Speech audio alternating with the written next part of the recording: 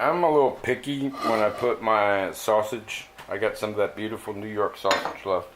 We're making quiche. I think you might have missed me put the crust together because sometimes I set the camera. I was on this Food Network and everybody was all worried about the little bit of oil that a person put into a pan to cook some bacon. She was cooking something I never eat, which is even when they're made like this, which is really well, bacon and Brussels sprouts, and yeah, get them nice and seared and broiled. Yeah, I don't like them, but I know how to cook them right. Well, anyways, put a little oil in the pan, man. You gotta put a little oil in the pan. So when I do my, as you can see, I'm making certain size pieces, okay? Because one, I'm gonna break it up a little bit, but I don't want my pieces really small, and I want them to have like a little bit of like, I do it even more when it's pasta. When it's pasta, I do them like that big, all through it, like little discs, so you can actually poke it with some pasta and some tomato and get everything on one bite. This is going to be a little bit smaller because we want egg and we want all our, I got onions, red peppers over there. We're making a quiche, you know what I mean? We want the cheese. We want a little bite of everything in there. So this is going to break up a little bit. I'm using all my sausage. Man, I turn around, I'm running out of sugar. Things just ain't been right lately, man. We got a typhoon now over here. It about measures it right there, man. I was outside going, bring it! I didn't even know what kind of storm was coming, but I felt something was coming.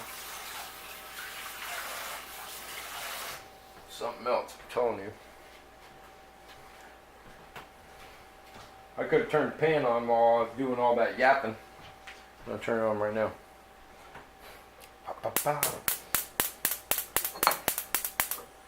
Alright, what I've already done, cut some onions, some red peppers. We're going to season the beef a little. I could have got fresh. Everything's been fresh, but I really don't need to. I don't have to. I mean, for this meal, because it's got moisture in it, I'm going to use black pepper for looks and a certain kind of flavor. And then white pepper has its... I'm going to let you guys see a little closer here. White pepper has its own flavor. See how white it is? You know, it's got a higher palate. Here, you can see. There. White pepper. Black pepper. Okay, and it's interesting. Oh, sorry. And the thing about white pepper is little bitty bits of black pepper. It's an immature black pepper, so it's a lighter flavor. Also to this, we're going to add just a hair of the age-old garlic. I'm going for like a light Italian here, very light.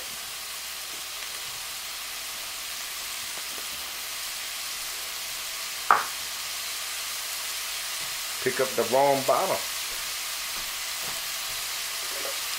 I want smoky hot paprika.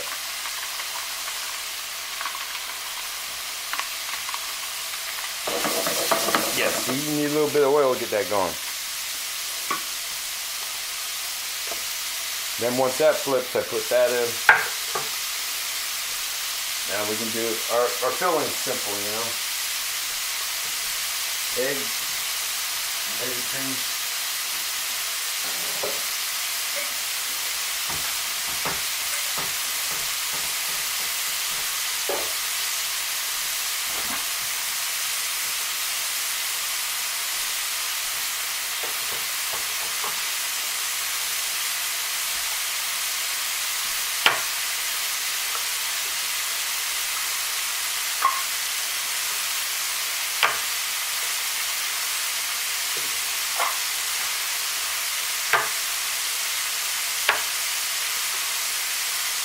Ooh, a double yolk. That's lucky.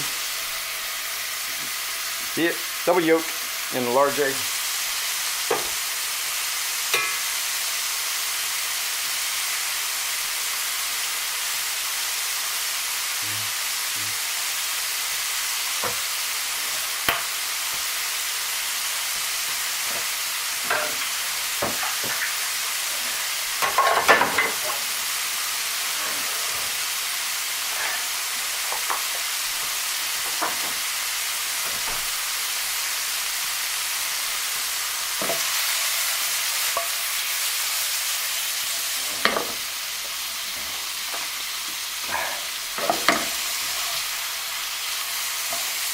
Kind of cool, it almost all flipped at once, huh?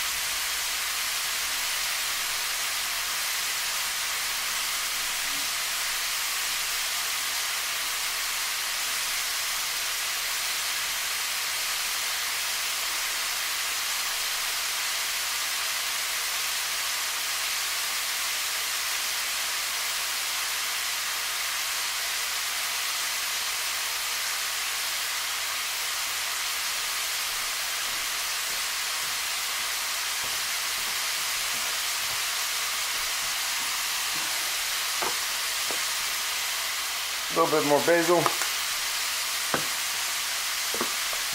the garlic, black pepper,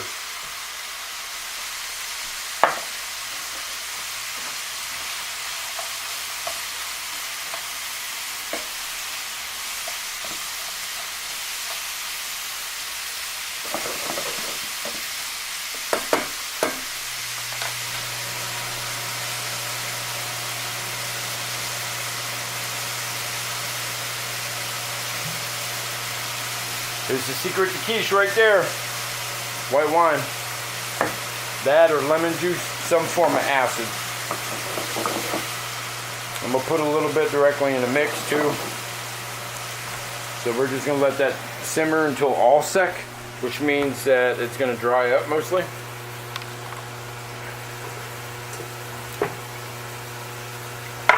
See the double? Right there. The double egg. Double egg is lucky, they say.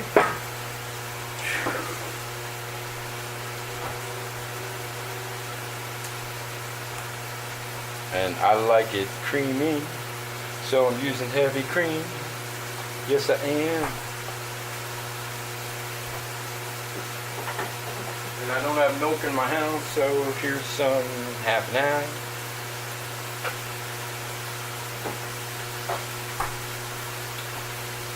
And I take my whisk and I get her done.